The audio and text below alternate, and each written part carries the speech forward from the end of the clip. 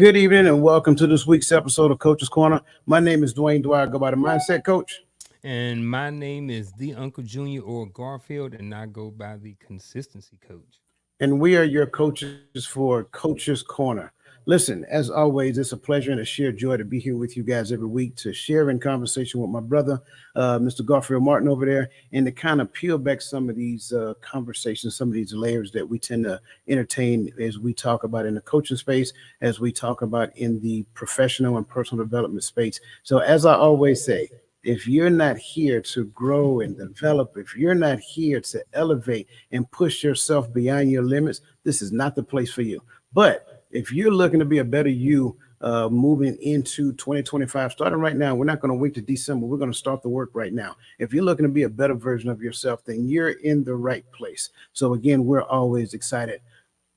Bro, You? how are you, man? I ain't seen you in a week. Well, I did see you, sister. But I'm just saying, we haven't Yeah. done this in a week. How you doing, man? Man, I'm doing good, man. Overall doing well. It's the end of the school year.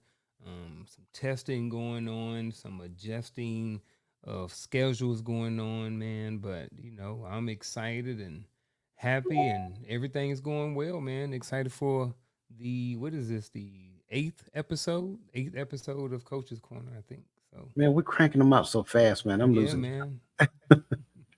But listen, like you, man, I'm excited. I am always excited to share in conversation with you. But just as equally excited as I am to Hold up, share, hold up, hold up, hold up, hold up, hold up, pause. what happened? So I've been backstage. We was backstage for about 15 minutes or so together. And I just now noticed something. So I tried to bring it to your attention, man, but you was busy. man, I missed it. I missed it. If you notice something about Coach, put it in the chat. So I just now noticed that. That's what's up. That's what's up. See who Yours else is on the way. noticed it. Yours is on the way, by the way. Say So less. I got that something for you being, too. hey, man, that's why we don't believe in Christmas. We do it all year round. Oh yeah. Listen, Oh yeah. I enjoy sharing conversations with my brother, but we both equally enjoy sharing conversations with you. So, again, I want to make sure that we address you by name because we recognize you can be any place else, but you're here and we do not take that lightly. So, Michelle Ray, Crystal Everett, Lisa Keys, Adrian Walthour, good to see you. Miss Charlotte Jordan, always good to see you. And anybody else who is out there across the airways, listen, by all means, get into the chat and let us know where you are. Put your names in there because we want to address you by name.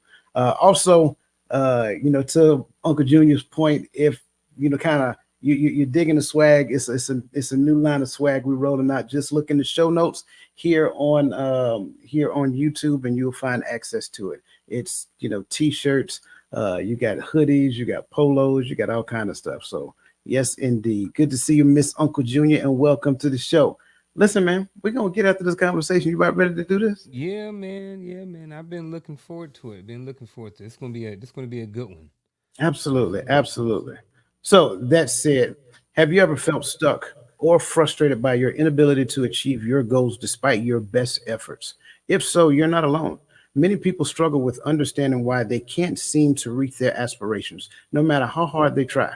It's a common concern that leaves many people feeling defeated and unsure of what steps to take next. In today's conversation, we're going to address these concerns head on by exploring the powerful relationship between mindset, consistency, and goal success. You'll discover the mindset secrets that successful individuals swear by to guarantee your achievements. We'll uncover practical tips and strategies to align your mindset with your aspirations, paving the way for remarkable accomplishments. Stay with us until the end, and you'll receive a free gift that will help you along your journey to success. This valuable resource is designed to reinforce the principles we discuss and provide you with actionable steps to maintain your momentum. So sit back, relax, and get ready to transform the way you approach your goals and aspirations. Let's dive in. Now, Yeah. we got to start off with the mindset conversation, man. Let's do it. I was thinking that as you were speaking. Yeah, yeah. So we did this before on a different show, but I want to make sure that we kind of talk about it as well because as we talk mindset, growth mindset, all this other stuff, like in your own words, real quick, if you can just kind of like tell us, like, what does mindset really mean to you? Just like growth mindset, what does that really mean to you?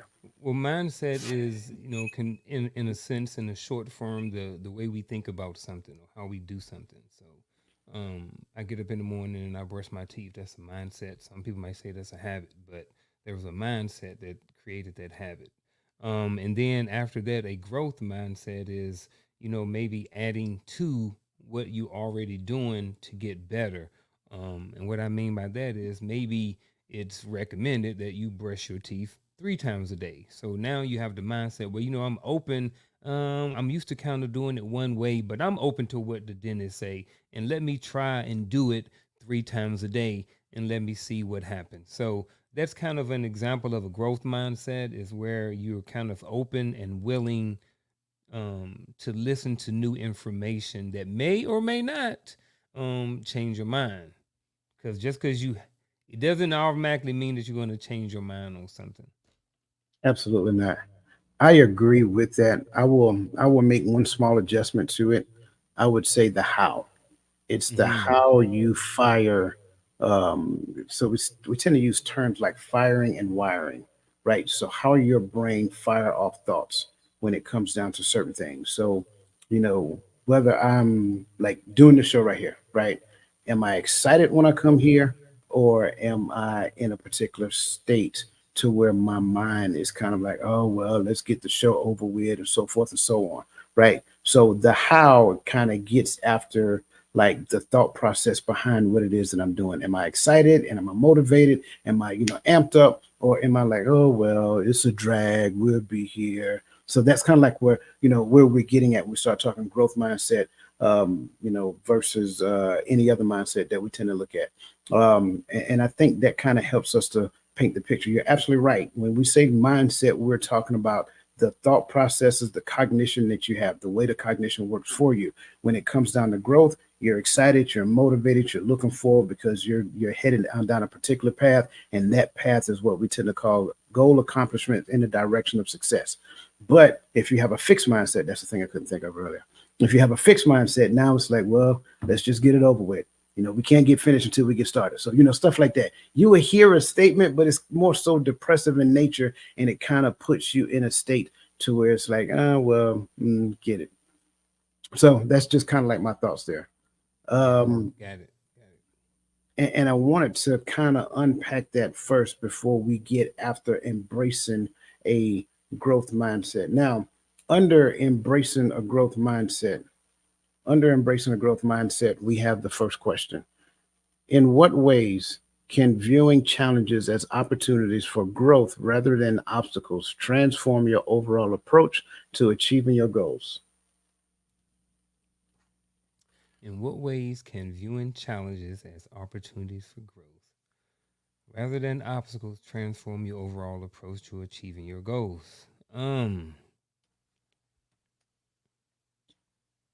This goes back to literally what you were just talking about, when you're talking about mindset, right? So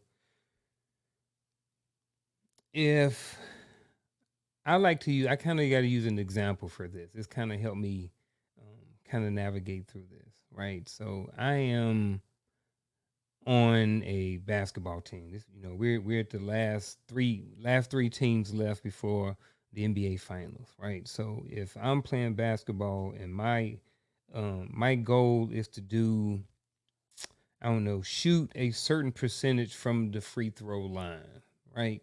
Well, I have a bum elbow, or my shooting arch, or the way I shoot is considered not good.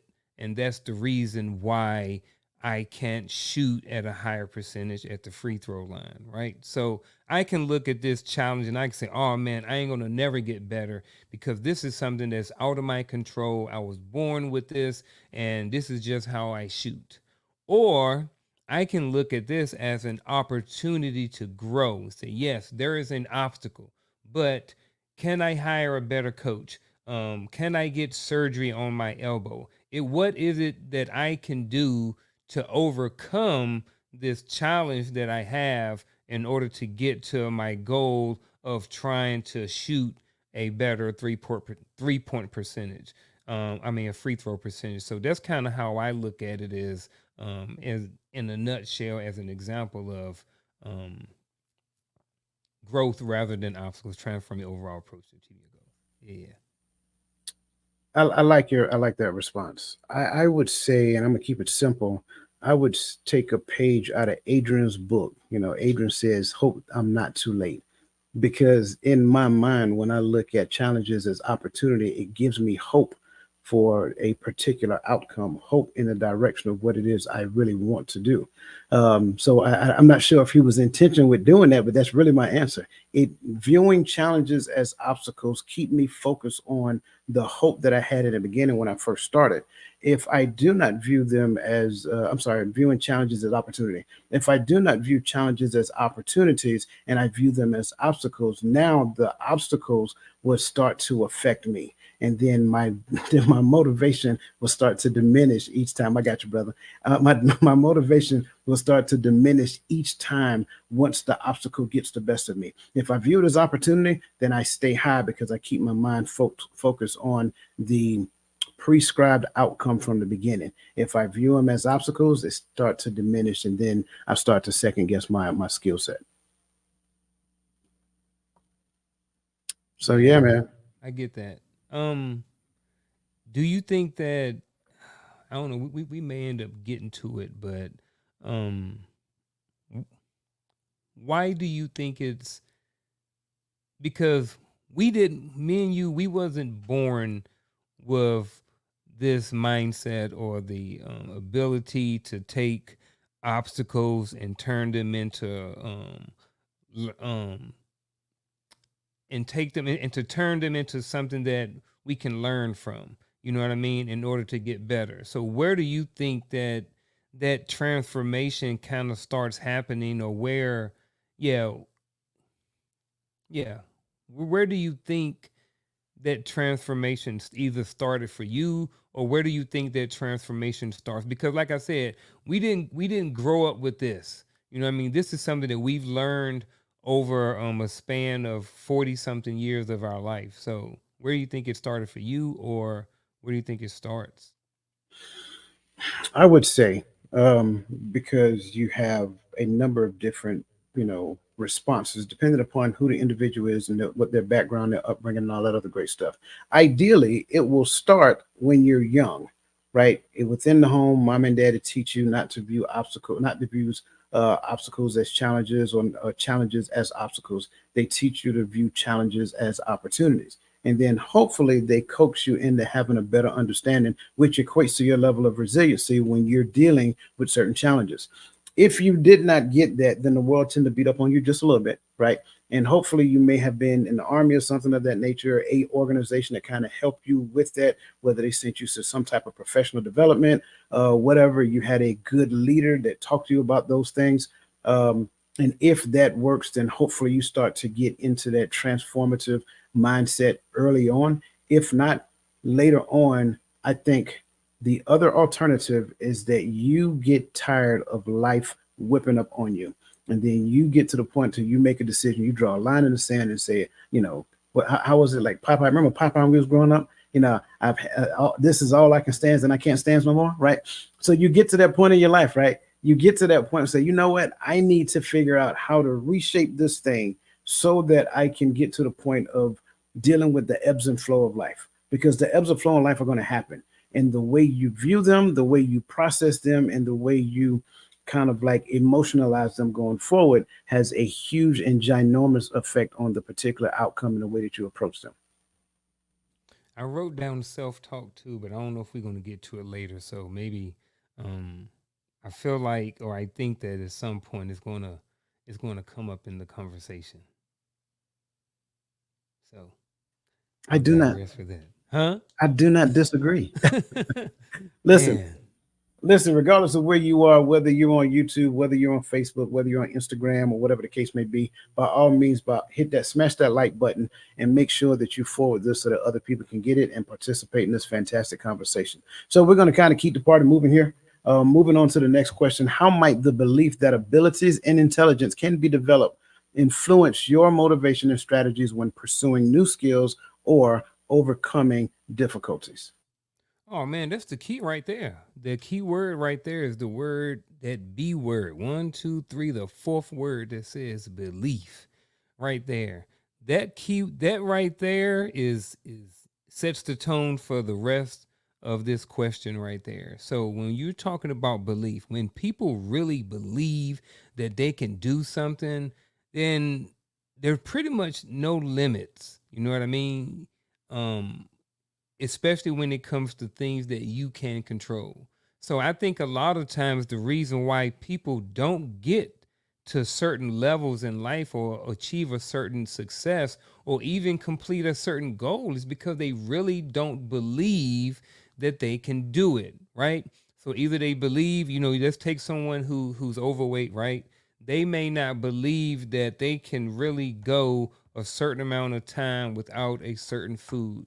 They will say, "Oh man, I just gotta have I just gotta have my cocoa puffs every day, no matter what. I just gotta have them. We can do anything else, but I just gotta have them. You know what I mean? So they may not believe in their ability to control their hunger or their appetite or control their ability to put the spoon down or the fork down. And I'm not trying to say this to be mean to anybody or anything else like this. I'm just using weight as an example. And I also say it also is the same thing when it comes to intelligence. How many people have not decided to go back to school because they think, oh well, I'm not smart enough, or that school is going to be really hard to get that degree. You know what I mean? So on the flip side of all of that stuff, when you believe that, hey, you know what, I can go out there and I can put the spoon down or the fork down and I can put down the cocoa puffs. You know what? I am smart enough that I can go out there and I can go and get that degree or that certificate, you know what I mean, to help me better in life. So I believe that when you believe that you have that ability and intelligence to really do what you can do, then you are more than willing, you're a lot more likely to be motivated. Now, I understand, at least for me, that motivation is it's just the beginning. That's like the kindling on the fire. That's what you need to get started. You know what I'm saying? So motivation is good. However, you need to have a little bit more than motivation in order if you want to keep your goals going and achieving your goals and different things like that. So that's kind of my thought on all of this, man, is that when you have the ability and you really feel or think that you can do something, it helps create a certain level of motivation in your life to overcome certain difficulties. I like that. I definitely agree with that. And I want to go from there moving forward because that belief system that you're making reference to, it can have a unlimited outcome or it can have some extreme limitations on it. So when I look at who I am and I look at my abilities, a lot of that happens based upon the source of my identity. Therefore, my identity makes way for whether I believe I have the ability to do a thing or not.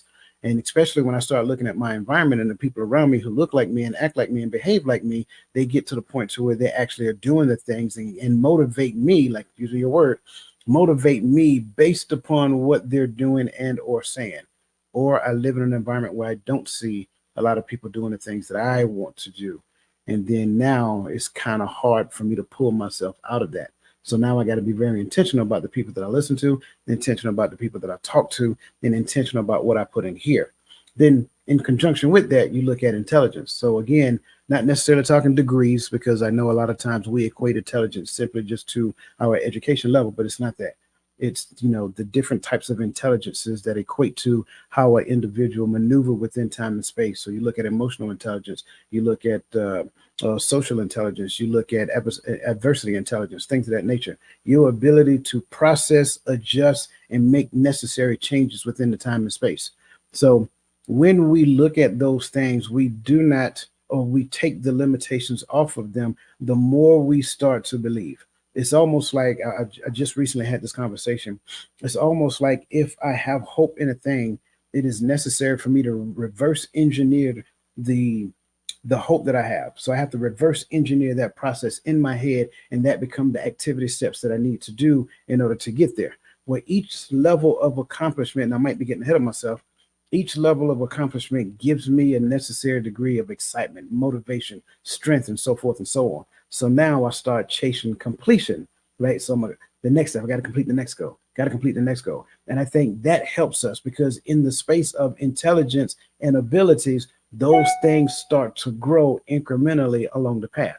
And I think when we look at that, that influences our motivations and the strategies that we take to approach them. Maybe how I did it this time isn't going to work. Maybe I need to find an alternate route to doing it. Maybe something I learned the last time is really going to help me do it better this time moving forward. So that's kind of like how I approach this question. So I love the way you started off, man, and you just kind of catapulted me moving forward. Yeah, man. I think that was a really good question. I think that when we looking at abilities, I also think that we have to, and I don't know if you kind of started there at the beginning, um, but then I don't know if you did or not, but I think sometimes people,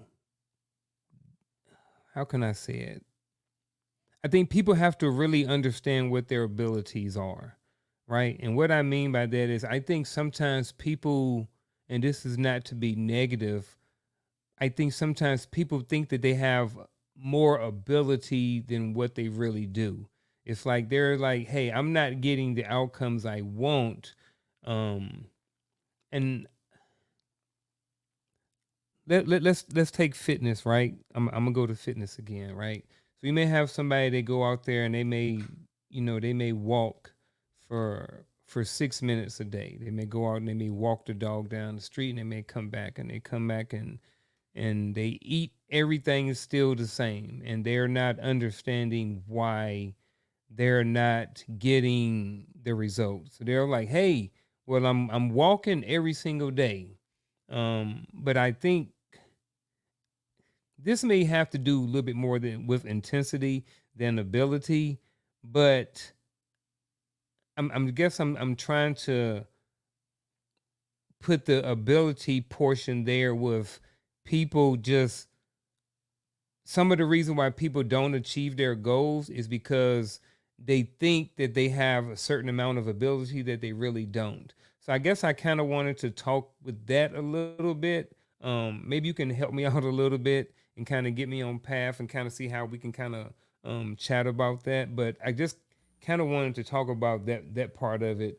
Just because I want people to walk away with understanding like sometimes we don't have the ability to do something and it's okay and but we need to identify when we don't have the ability in order for us to find the help or to figure out how to get whatever ability it is that we need to have so we can move forward. So um As I'm listening to you, only thing I'm hearing in my head is overinflated ego. Okay. mm, I think sometimes our ego can be overinflated to such a degree that we think just by showing up, we have the ability and we can learn on the spot, right? Like, sure, I can grasp anything. I'm here now. And sure, that may be true, but it's a process to the level of growth that you're looking to attain. And that does not move you all the way up to the top of to the top of the scale. And I know you started off with fitness, but I'm gonna go to the business arena. So just because I'm in a position, that does not mean I'm supposed to be at the top paying position. I got to work my way up the ladder. I need to learn the necessary things I need to learn, not just skill set, but also soft skills as well. So you're looking at the ability to do, but you're also looking at the ability to be incrementally throughout the space of time. Just because you graduated with a degree or 2 degrees or whatever the case may be, you may have terrible people skills, and that might be a true thing, and that might be the thing that's holding you back. So you'll get a portion of that pay scale. You just won't get the top of the pay scale. So it takes repetition and time in order for a person to get really good at doing a thing. And the better they become at doing the thing, then the more that opens an opportunity, the doors up for opportunities. I think it becomes I think it becomes an issue when we think that it's just all about the doing, right? Because this is one of the reasons why I love this question. I like the way you started with it because you started off with the word being belief. Because from the source of my belief a true, authentic belief system, I should be able to do. But we think it's the other way around. You do, therefore you believe. And then some cases that may work, and I think that may work on like some small extremes, right? Small extremes. But ideally, if I turn it around and I look at it from the space of me being the person that I need to be in order to do the thing that I need to do, now what I do is I invert intelligence first in order to get to abilities. So now intelligence is not just me being book smart, it's me taking this thing in the book, reading it, digesting, processing it, and then implementing it in real time and learning the lesson that I need to learn while doing it. That in turn teach me more about myself. Not about this, you know what I'm saying? Not about this remote. This remote ain't gonna change, I promise. But I learn more about myself as I try to manipulate this remote. And again, I'm only using these as props, y'all, so don't think I'm serious about that. But I think that works in every scenario. The goal of learning is learning more about yourself, learning about your behaviors in time and space as it relates to certain situations, certain opportunities, certain people that display particular behaviors. Once you do that, that gives way to the things that you're able to do. But when you try to manipulate the situation, when you try to influence the people so that you can get the outcome that you want, that may not necessarily work well because it still takes a high degree of skill to be able to do that as well. Yeah, man. I appreciate you navigating that for me. But yeah, that's exactly what I was. That's Okay. exactly what I wanted to say. Exactly how I would have said it too. Hey man, real quick, man, I want to give a shout out to some brand new people that came in the room. I think I seen Poor Man's Dr. Phil. Good to see you, bro. Adrian, good to see you as well. I know I shouted you out indirectly, but I want to make sure I did. So, Miss Verly McCoy, good to see you and welcome to the show. Always good to see you. And let me see. I think God's favor, good to see you and welcome to the show. Okay, we got a question. Antoine Lyons popped in That's what it is. Good to see you, brother. Good to at see the you. bottom. Yeah, Yeah. Adrian got a question, man. Adrian I said, "Do saw you that. think it's the lack of ability that people overestimate when it comes to accomplishing a goal or task, or is it the lack of respect for the rigor required to accomplish said task?" Mm. Do you think it's the lack of ability that people overestimate when it comes to accomplishing? Yes. And yes. Um, I think it's both. Um, I think it's both. And nothing's just either or. But I do think in a lot of times, that's kind of what we was talking about. The lack of ability that people overestimate. When they're trying to accomplish something. You know what I mean? Like I said, when you're trying to get to, um, you trying to create a certain business and you just saying, "Oh, I'm just gonna go out there and I'm gonna throw up a sign and then I'm gonna start this business. Or I'm just gonna go and buy me a box truck and I'm gonna start a business." Well, that's fine, but who are going to be your customers? How are you going to get the word out there that you have a box truck, and that you're open for business? So I think in that sense, it can be a lack of ability. And using the same box truck example, I think that um, like I said, yeah, the rigor that goes into it, it's a lot, man. So I don't know. Yeah. So I think both. I think for some people it can be a little bit of both. What you think? Yeah, I agree. I agree 100% that it can be both. It all depends upon the person. It depends upon their mindset, whether it's a growth mindset, whether it's a fixed mindset. Again, it can be an ability thing. Again, I don't care what you say. I am not going to go try for the NFL at the age of 50 at 5 foot 8, 200 and what is 208 pounds right now. Not going to do it. Just not going to do it. So that will fall into the lack of ability. Now, could I have done it some years ago to where I pushed myself? Absolutely, right. But then I know that that would come with a degree of rigor that I would try to emulate on the front side, so that once I get there, it's not such a steep learning curve. But then on the other side, when you look at uh, when the lack of respect. So again, what that looks like is that I did not do the work on the front side, and I just show Yeah, up. that part. You see what I'm saying? So now that would be the lack of respect. So I think people fall in both arenas. Some people think they're entitled and they just show up, and because they show up, they think that they should be, you're gonna help me along. That's not my responsibility to help you along. You applied, you were accepted, you said this is what you can do, now perform. Because once you do not perform, now it gets to the point to where we're going to start questioning your abilities, and we may now have a issue with our relationship. So great question, bro, and I hope we answered it thoroughly. A lot of people Uh, just like to show up. hey man, that's it. Man, I love this question. What if you have the ability, the intelligence, you have the but do not have the capital to pursue these goals? This is an awesome question. I'll let you start with it then, since it's an awesome question. Yeah, it's an And awesome I'll question. back you up. Absolutely. Here's why I love this question, right? Because I think this is a legitimate question that most people think. I don't have this. I don't have that. I don't have this. Notice what I'm saying. I do not have this. I do not have that. So I think that drives the train behind what you feel that you have the ability to do. So since I don't have this, I can't do this. And we will create that scenario in our head, and that becomes the song that we dance to moving forward. But here's the reality of the truth: you can create it over here so you can do what you want to do over here. If I don't have the capital, go create the capital, right? There's something that I can do to create the capital, which is supposed to be the seed to do the thing that I really want to do. Too many times, what I think people really want is they really want somebody to gift them the capital. And Miss McCoy, I know this is not what you're asking. I'm just using this in our conversation. But people want someone to gift them the seed so that they can do it. So they want to hand that over here so I can do what I said I really want to do. But let's be honest, what did you really learn, right? What did you really learn in doing so? So again, if you don't have it created, you are a creator. I think everybody have creativity. You have creative ability in you. What do you do well? Monetize that. Get paid off of that. Then take that and invest in the thing that you really want to do, and then throw yourself at it without any options of failure. Um, here's my reply to this. If you have the intelligence and the ability, why do you not have the capital?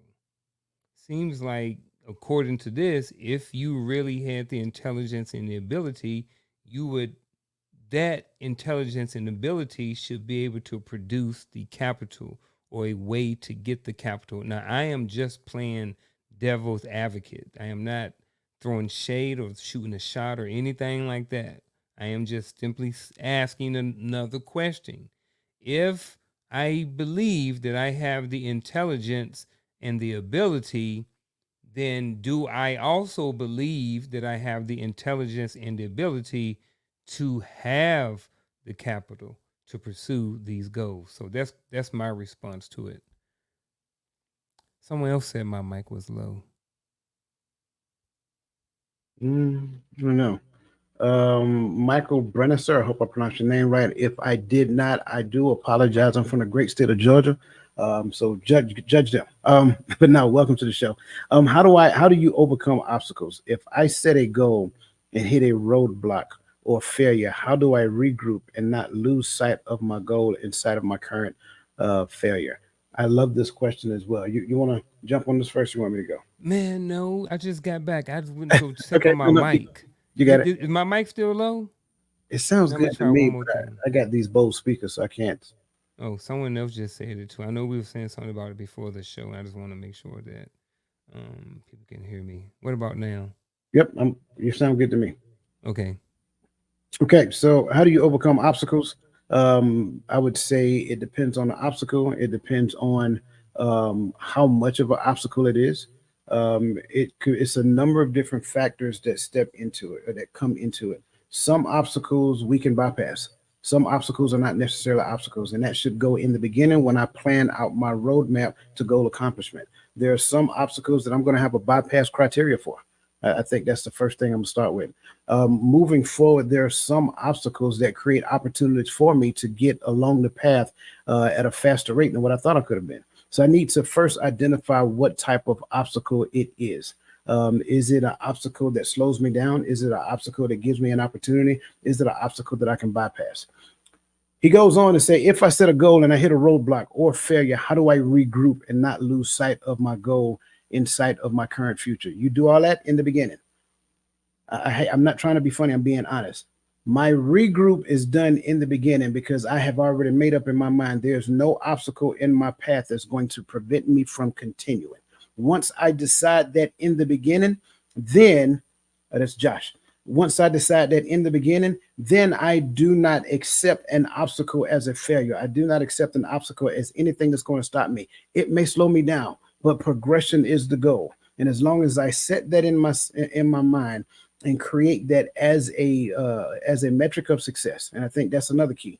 As long as I set that as a metric of success, then obstacles are only obstacles are only they're only just they're not roadblocks. They're just kind of like mud along the path of running, right? You still got to go through it in some cases. It may slow me down just a little bit, but again, I keep moving forward. So if I set in my mind in the beginning that there is no obstacle that's going to make me stop, then I got it. Yeah, I don't really have anything too much to add to that, especially about, because it really comes down to what the obstacles are. But if you do hit a roadblock, and when it comes to the regrouping part, it's kind of like how we started off the question. Is that that's where I'm started off the question, but that's kind of how we started off the show when we were talking about that the mindset and transforming your overall was not the overall approach, but uh the part about pursuing a new skill and overcoming difficulties and stuff like that. It's like the mindset. So if you do need to regroup, you know what I mean? Like if you don't go back and you're not where coach is talking about yet in your life and you do kind of need to regroup, then what you can do is you can take that and you say, hey, you know what? I did mess up. However, comma, look where I started from. I may have did. I'm supposed to be doing. They got a thing called Hard 75, right? So you do a whole bunch of stuff and you do something in the morning, you do something in the evening, you got to drink a gallon of water, blah, blah, blah. People go 35 days and they, oh man, I hit a roadblock. Something happened in my life. Now I got to regroup. Now I got to do it. You got to start all over again. Sometimes you just have to start all over again. Sometimes you have to go back to square one. Sometimes you have to go back and revisit that conversation in the beginning and say, hey, was the goal or was the goal too much? You know what I mean? And I know there is something to be said for setting a very extremely high goal, but I also understand that there's also a you have to make sure that it's a realistic goal. So my thoughts is just that sometimes you just have to start back over and go back and revisit that conversation about what the goal is and see if it's even attainable. Absolutely. I love it. I love it. God's favor. I like that comment as well. Obstacles are a learning experience. That's exactly what it is.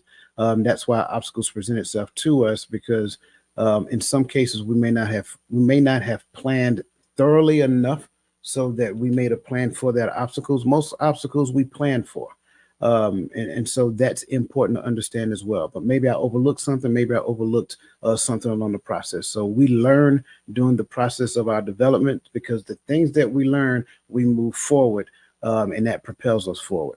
To the empathy coach, no, this is not a membership conversation. This one we do every Tuesday, so you are always welcome to join us.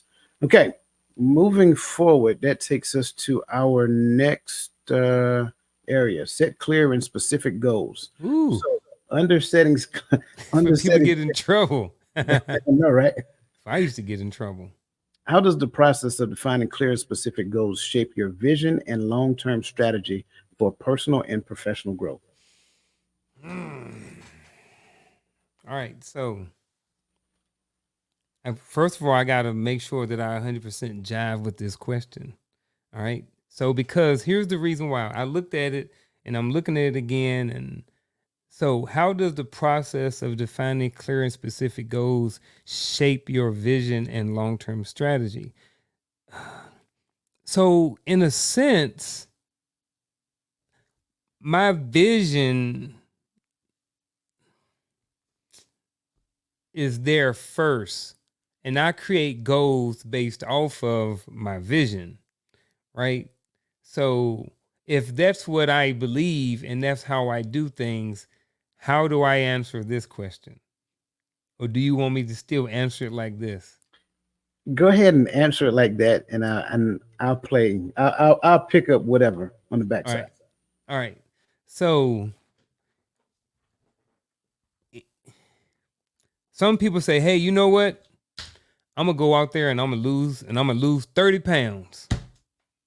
That is as clear and as specific as they get, right? And then what happens is they can't really see the end result because all that they did, they were very vague and very umbrella with their goal. They wasn't specific and they wasn't clear with it, right? So here's how, in a sense, it would work out. So I want to lose 30 pounds, right? So defining clear goals, the 5 W's: who, what, where, when, how, and all the above. How much time am I going to dedicate to working out every day? How much time am I going to dedicate to learning about health and fitness? How much time am I going to dedicate to meal prepping each week? Right? My specific goals is to lose X amount of pounds each day or each week. My specific goal is to drink X amount of water each day, right? So when you do that, then now you can see that right there can help vision help shape the vision and the long-term strategy, right? For the personal growth and personal and professional growth. So because what happens is a lot of times we're just very vague with different things, right? And we're very vague with things. It's easy to kind of fall off the wagon about things, right? But when we're specific and we hold ourselves accountable, that's the key part too. Then it's a lot easier for us um, to just move forward with our personal and professional growth and accomplishing whatever goal that may be. So, however you want to get in, coach, and navigate this, please feel free to do so. Man, I'm loving this. So this is a very interesting question because you're right. Generally, my vision is created first before my goals are created. In fact, if we do it accurately, the vision is established. Then under the vision, we establish some other things. It could be a mission statement. It could be core values, whatever that looks like. But then those things kind of drive, benchmarks, goals along the way. So I set goals incrementally in the direction of the vision that I'm pursuing. Now, this is a slightly different from a personal aspect than it is from a business aspect because businesses create vague goals. Create vague visions. And then, under the umbrella of the vision, there are a number of things that they can actually do. So, as long as what they're doing line up with the vision, then they're good. So, they create the wiggle room in the vision that they establish. However, the vision that I established for my life, and let's just say my vision for the sake of conversation is that I want to fulfill the shoes of the calling that was given to me. Like, so do the thing that I'm supposed to do. And what does that mean? That means make clear what the word of God is to everybody that I come and count. So, okay, that's my vision. Now, the goals that I set are supposed to point back to the vision. However, what if, just hypothetically speaking, what if there is a goal that I set that is slightly off key from what my vision is? Well, let's just say I got a contract to sing R&B music. Does a contract singing R&B music line up with my vision? Not so much. So one or two things can happen. I can adjust my vision or I can adjust my goal, right? I can deny the contract, which in most cases I know some people probably wouldn't do it. I can reject the contract, right? Or I can try to restructure the contract so that I can sing music that lines up with my vision. I think what we have to understand is that once you have your vision set in place and you know without a shadow of a doubt that that's what your vision is, then you create goals that are clear and definite as it pertains to the overall vision. And then what ends up happening, instead of adjusting goals, it clearly defines the vision. So now the vision gets a little bit more clarity. What does that look like? I was going, talking about me going back for some years ago. People say, "Hey man, did you know you're supposed to be a preacher?" I'm like, "Me? Preaching? You clearly don't know who you're talking to." I And got I've that too. heard, yeah, I've heard that several times. You're supposed to be a preacher. You're supposed to be a preacher. I'm like, yeah, that sounds good. But then it kind of dawned on me later. that, you know what, you don't have to stand behind the pulpit to preach. Interesting. Okay, clearly not what I was thinking when they were saying what they were saying. And then next thing you know, this happened, and then this happened, and then this happened. Well, the concept of you're supposed to be a preacher, even though it wasn't my vision back then, it started making sense because maybe that was a vision that was already predestinated, using those words in particular, predestinated for me. I just had to learn to get in line with that based upon the goals that I was blindly, and I don't mean blindly as I didn't know what I was doing. I just had not adopted that as my vision yet. So now these goals started pointing in me to that particular vision. And you know what came to my mind? Hey man, did you know you're supposed to be a preacher? Did you know you're supposed to? I like deja vu. This is interesting. So that's the thing that clearly helps and define our vision because in some cases we create our vision based on what we want. Well, I want $1 million and I want a 16-story house with 95, bedrooms and 15 bathrooms. I don't care if the other people ain't got bathrooms, they'll be all right. They got to share. But is that really a goal? No, that's just a want. And for what reason? Just because I want it? Well, then that's pointless. Throw it away. That has absolutely nothing to do with what we're talking about. Those things are kind of like benefits of. So don't ever create a goal or a don't create a goal or aspiration that has to do with a tangible thing. Create a goal or aspiration based upon how you're going to help and serve other people. And I think if we do that, if we just do that right there, then you'll find that you can get there. And not only will you get there, it's going to be a very interesting ride. Okay, so we start touching on the word vision or visions, right? So for me, I had no idea what a vision was. I knew what the term was, and I kind of on a surface level knew what a vision was, but I didn't really have a vision for my life. So I first want to start by saying that you can I believe that you can have more than one vision. I believe that there is one overall vision for my life or for your life, but I think up under that umbrella there are certain other smaller subcategories or subvisions that we have. Like I have a vision for how I want my marriage to be. I have a vision for how I want my finances to be. I have a vision for how I want my social life to be. But all of those fall up under the vision of my overall vision and who I'm supposed to be as a person or as a soul, right? So when it comes to that, how do you think, like, where does people's vision come from? Where does vision come from? Like the subcategories of visions, and where does the overall I know where the overall vision is going to come from, and I know you're probably going to speak on that, and I know anybody who watches this can already know what the answer is, but speak on that and definitely speak to how people come up or where do people get their subvisions or visions. Transparent. I struggle with the multiple visions, right? And here's why. Um, because if I have a purpose, that's what we're talking about for a particular person. If I have a purpose, I was created for a particular person purpose. But if I understand that and I have tapped in and have a clear understanding of what my vision is supposed to be for said purpose, then when I get outside of that, now I'm kind of like outside of grace. I'm kind of outside of his blessings. I'm kind of outside of those things. So I'm saying that because this is what I really and truly do believe. Are we talking multiple visions or are we talking goals, aspirations up under that one vision? And that's my point. So I Maybe don't that's what it is. right. I don't believe it's more than So one there's just vision. one vision and One then vision. multiple goals or multiple things up under the vision itself. Correct. That's Okay. that's what I believe. Now, if somebody else believe differently, I'm not taking away from that. Okay. However, I think there's only one vision. That vision is after what your purpose is supposed to be, what you believe your purpose is. Now, everything you do is up under that. So, what does that mean? Do you have a business? Sure. Does it fall up under that? Yes.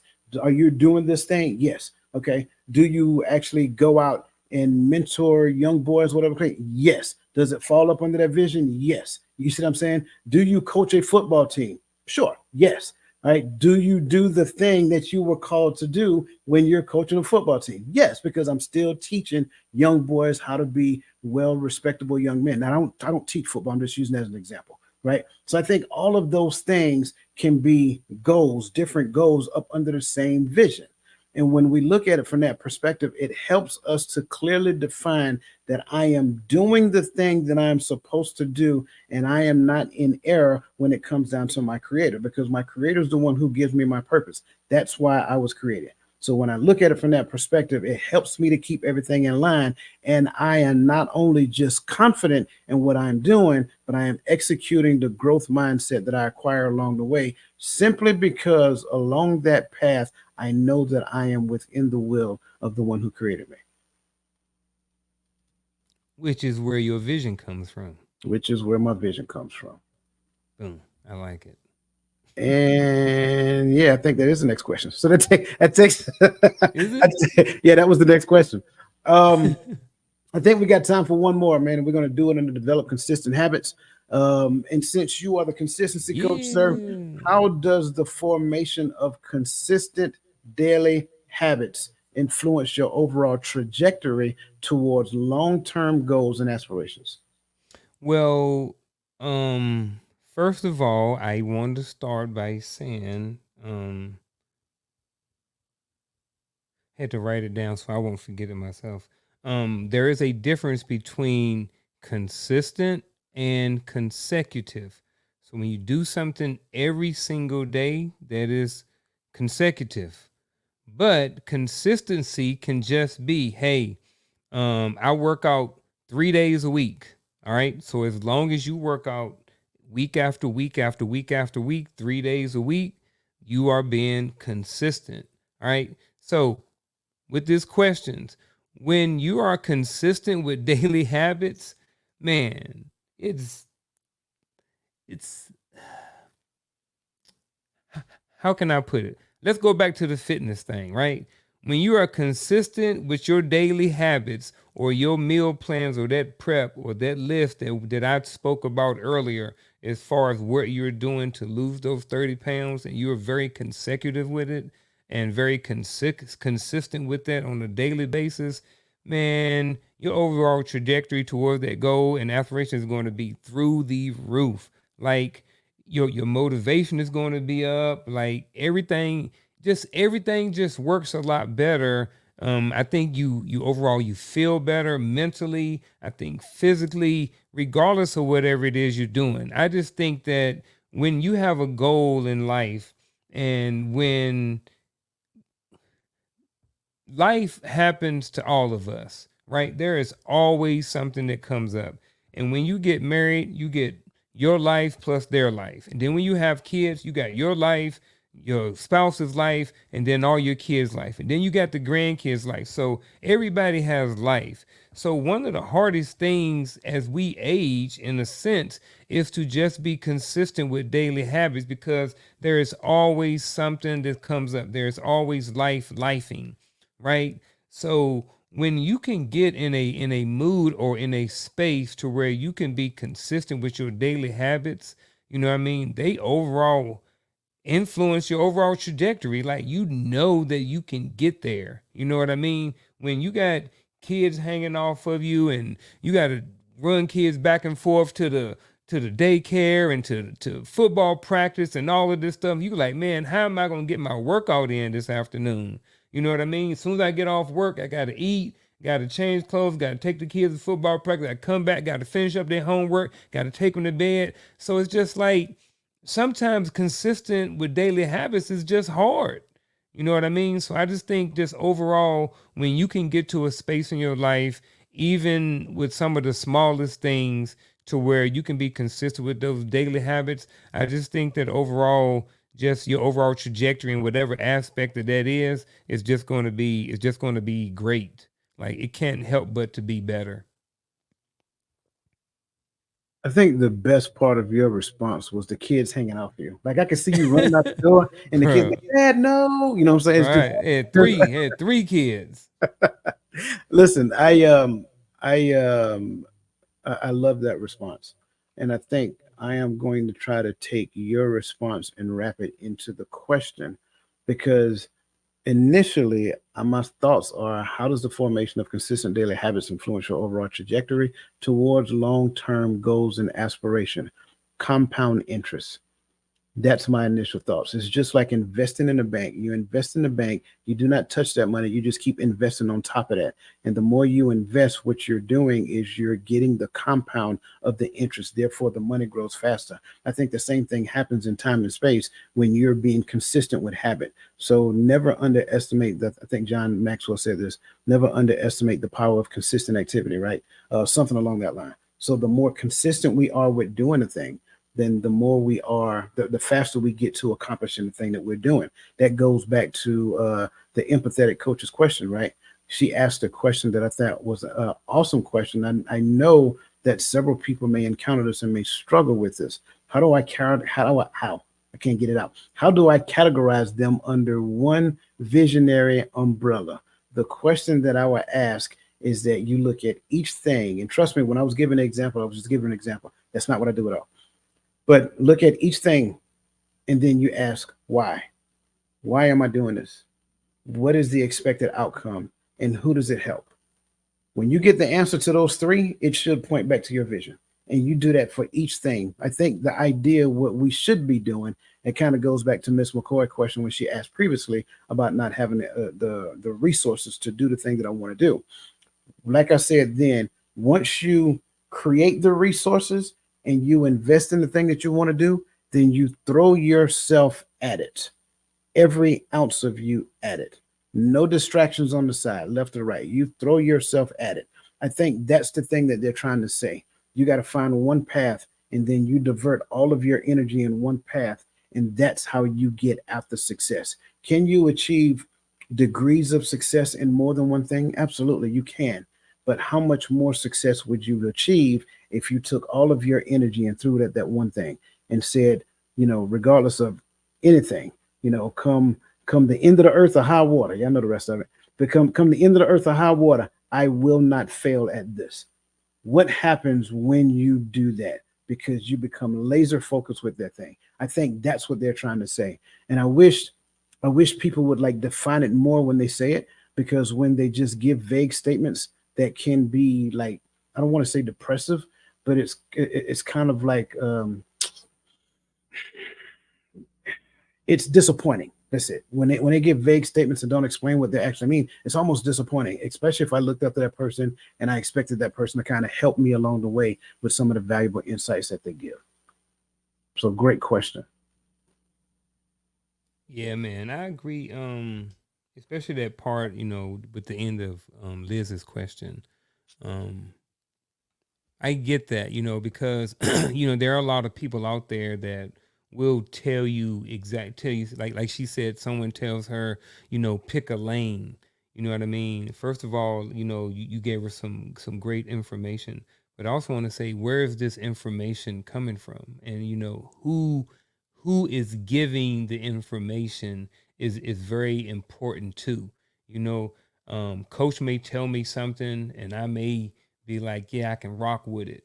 And someone else may tell me, and I might be like, nah, what I'm saying? Because it may depend on relationship and the value that I have in the information that's coming from coach versus somebody else. So I would just like to add to, where's the information coming from? And then, like coach said, the vision, nothing, I don't think that there's anything with going back and rechecking with your vision and your visionary and the person who gave you your vision, because not that our creator got it wrong, but maybe we missed something in our vision. Maybe we didn't understand something clearly, and maybe we need to go back and revisit that conversation and say, okay, it's been 4 years since I've been given my purpose, and I think everything is still good. I know we've been having conversation over the last 4 years. However,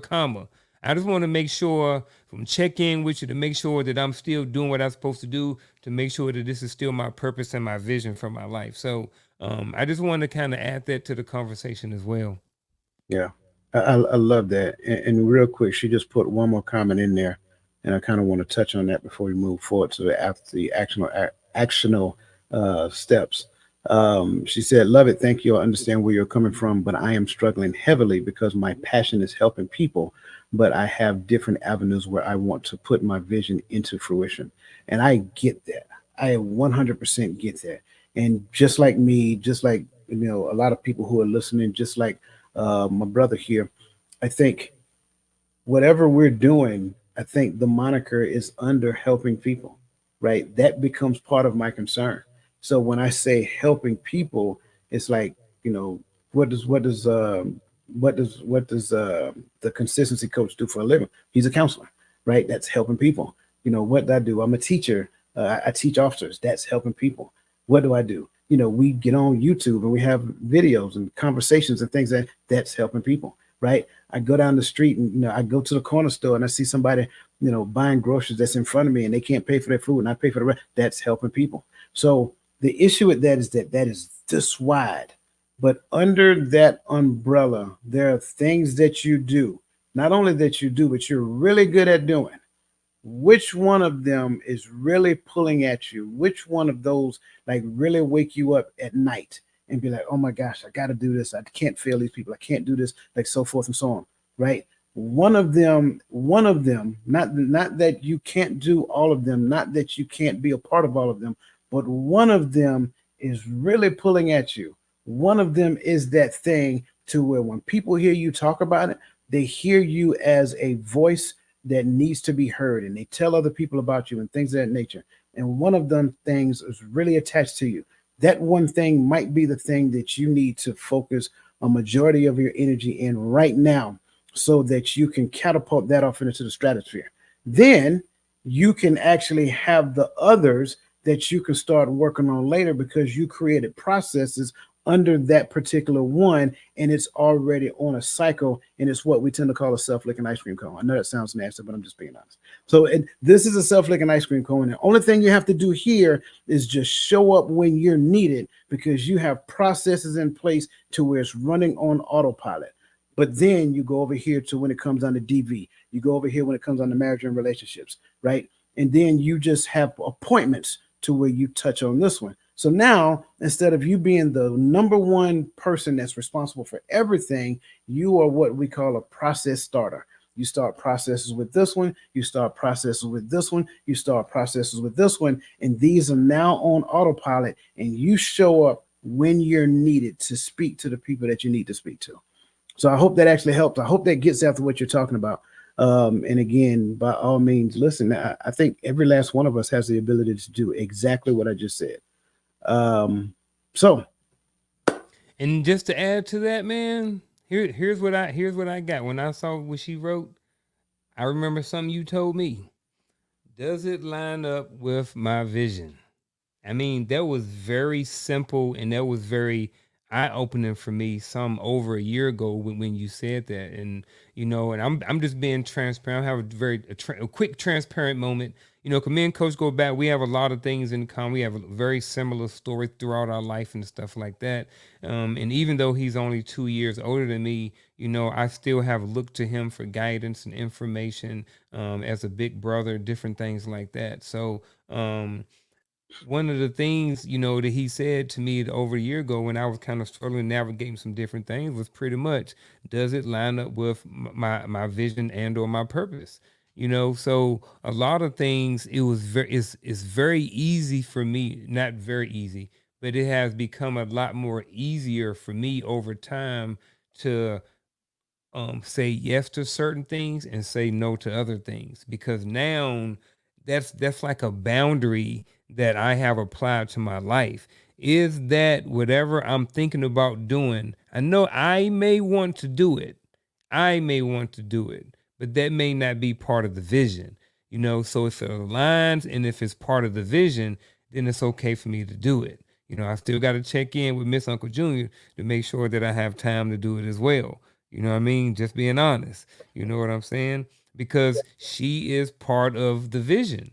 You know what I'm saying? So also, like I said, everything, if it doesn't line up with the vision, then it can go somewhere on the back burner. It's not as important right now, So it doesn't mean we can't do it, but it's not as important right now. So that's my 2 cents to that. I love it. I love it. Awesome. All right, And we about time for actionable advice, ain't it? let's do it.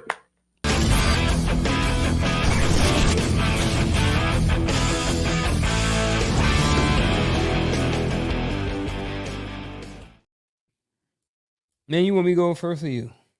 Man, I went first the last 2 times. You can go. Man, I'll do it then. All right. So here is some actionable advice. And what actionable advice is, folks, it is just something actionable that you can actually do over a certain amount of time, maybe even over just the next 7 days. So here's what I'm going to challenge you to do over the next 7 days for 3 times a day. Yes, that's one, that's two, that's 3 times a day. I want you to write down what your vision is 3 times a day. Now, this is for the people who know their vision and for the people who don't know their vision. Just 3 times a day for the next 7 days, write down what your vision is. I love it. I love it. I'm going to take a different approach because this conversation was about mindset secrets that guarantee goal success. I want you to challenge your mindset. It doesn't matter where you are. Even if you feel you have a growth mindset, that's great. Challenge your mindset right now, regardless of whatever you're doing. Think about what you're thinking about. It's called metacognition. Thinking about what you're thinking about during the midst of that. Anytime you identify anything negative, isolate that thought and then ask yourself, where did that thought come from? Right? Why am I having that thought? And then what thoughts should I be having to get me to where I'm going through?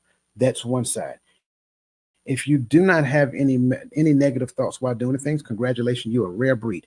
However, if you do not have any negative thoughts by doing a thing, my question is, are you having the thoughts that are at a high enough frequency to catapult you in the stratosphere when it comes down to the goal that you're currently set for yourself? So now, when you look at what you're thinking, what is the next highest thought you can have? Like, ask yourself that question. Like, we want to get this done by this time. Okay, cool. Why not this time? You see what I'm saying? So ramp it up. That's what you want to do. You want to continue to challenge yourself to move yourself outside of your comfort zones. It doesn't matter where it is. A growth mindset can be a comfort zone. Don't get it twisted. So what we want to do is we want to push ourselves and challenge ourselves because we want to operate. We want to operate like we are a well-tuned machine, a fine race car that is primed up and ready to go. And that's my challenge for you. Man, I like it. And with that being said, folks, if you want to find out more about Coach, go to totalmindsetshift.com. Or if you want to find out more about me, go to buildyourcreed.com. Also, tune in this Friday evening at 8 p.m. Eastern Standard Time over on the Empower Perspective podcast YouTube channel for another great episode. We be over there rocking on Friday night. And if y'all ain't over there, y'all are missing out. What you got, Coach? I do have one announcement. So Uh-oh. y'all might want to pay attention. I kind of made adjustment to the logos. So the logos are going to start looking different. If you want to, again, go look in the show notes. Go look at some of the swag down there. You'll see a difference in the Hearts of Men logo, and you're going to see a difference in the reframing the image of relationships. We're going to start working on some other things moving forward as well. So yeah, check it out. Yeah. Also, next Tuesday, 7 p.m., we'll be back here live again for another episode of Coach's Corner. Next week's show is called The Power of Daily Habits. So we just kind of touched on it today, but go ahead, Coach.